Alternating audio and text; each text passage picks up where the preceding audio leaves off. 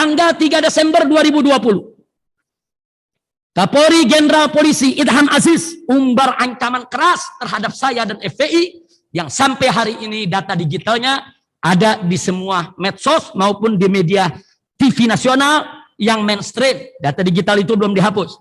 Jadi umbar ancaman terhadap saya, terhadap FPI, saya sendiri nggak jelas apa maksudnya. Tanggal 4 Desember 2020, Kapolda Metro Jaya, Irjen Polisi Fadil Imran, ancam akan sikat saya dan FPI. Dia menggunakan kata sikat, saya akan sikat itu HRS dan FPI. Nah, jadi ini dilakukan tanggal 4 Desember. Kemudian nomor 25, tanggal 7 Desember. Rentetan ini sengaja saya sebutkan supaya jadi jelas. Ini rentetan kenapa saya ada di kursi terdakwah pada hari ini. Tanggal 7 Desember, jam 10 pagi.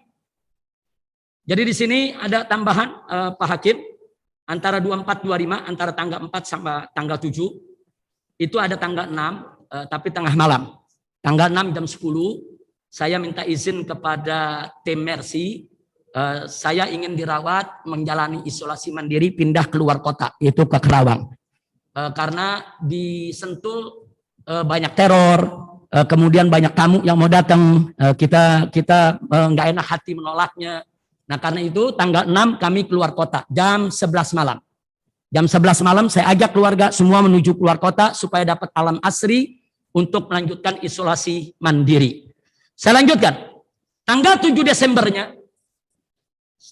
Desembernya, pagi dini hari, sekitar jam setengah 1 pagi. Tiba-tiba ketika kami sedang menuju tempat peristirahatan, kami dikejar, kami dipepet, kami ditembaki. Nah, kami tidak pernah tahu siapa mereka sebetulnya. Akhirnya 6 pengawal kami diculik. 6 pengawal kami diculik pada malam itu. Nah kemudian besok paginya jam 10 pagi, karena kami nggak tahu siapa yang menculik, kami tidak pernah menuduh itu polisi atau siapapun. Kami hanya mengatakan orang tak dikenal. Jam 10 pagi, saya masih belum bisa memanggili panggilan kedua sebagai saksi. Karena saya masih harus istirahat pemulihan kesehatan di luar kota. Apalagi di pagi dini hari tersebut, saya dan keluarga baru saja mendapatkan serangan brutal dari gerombolan orang tak dikenal yang menembaki rombongan kami dan menculik 6 pengawal kami. Tapi akhirnya Polda Metro Jaya memberi waktu hingga tanggal 14 Desember untuk pemeriksaan sebagai saksi. Jadi kami tidak pernah mangkir, kami tidak pernah lari dari panggilan. Jadi kami minta izin dan diizinkan tanggal 14 jam 10 pagi tersebut agar tanggal 14 menghadap untuk diperiksa sebagai saksi dalam kasus kerumunan Maulid Nabi Muhammad SAW di Petamburan.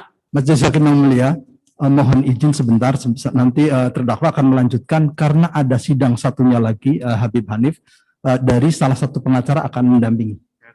Ya. Rumah sakit Umi. Ada pengacara di sini mau keluar. Ya silakan. Ya. Ya. Terima kasih yang mulia. Ini lanjutkan kepada terdakwa. Terima kasih. Ya lanjut silakan. Ya, terima kasih.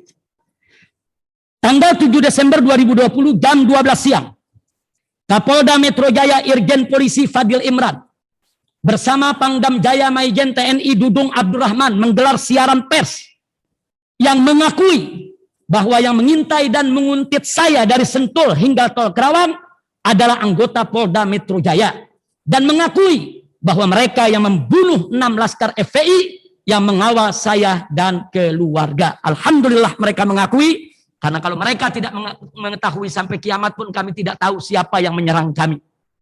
Ini bantuan Allah Subhanahu wa taala. 26 tanggal 9 Desember 2020.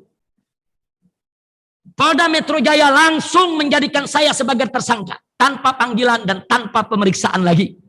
Langsung diumumkan di media saya sebagai tersangka, bahkan mengancam akan jemput paksa. Padahal kami sudah punya perjanjian dengan penyidik untuk hadir diperiksa tanggal 14 Desember. Tapi akhirnya dipercepat, bahkan diumumkan sebagai tersangka dan diancam untuk jemput paksa. 27, akhirnya saya bersama pengacara mengambil inisiatif tanggal 12 Desember 2020, didampingi pengacara dengan kesadaran sendiri, inisiatif sendiri. Kami yang mendatangi Polda Metro Jaya. Kemudian sampai di Polda Metro Jaya, kami langsung ditangkap dan langsung ditahan hingga saat ini. Selama 1 bulan, dalam sel penjara. Saya diisolasi sendirian dalam sel yang 24 jam digembok dan tidak boleh dibesuk keluarga. Bahkan tidak boleh ditegur oleh warga tahanan lain walaupun ada di sel sebelah sekalipun. Jadi selama sebulan tidak boleh ada siapapun berkomunikasi dengan saya di dalam penjara sekalipun hanya tetangga sel. Artinya saya mengambil kesimpulan, sengaja atau tidak sengaja saya bersyukur kepada Allah, isolasi mandiri yang saya lakukan dari mulai saya pulang dari Saudi sampai saya di penjara lebih dari 2 bulan lamanya. Jadi tuduhan jaksa yang mengatakan kalau saya tidak pernah isolasi mandiri, bohong, dusta, fitnah, tuduhan keji.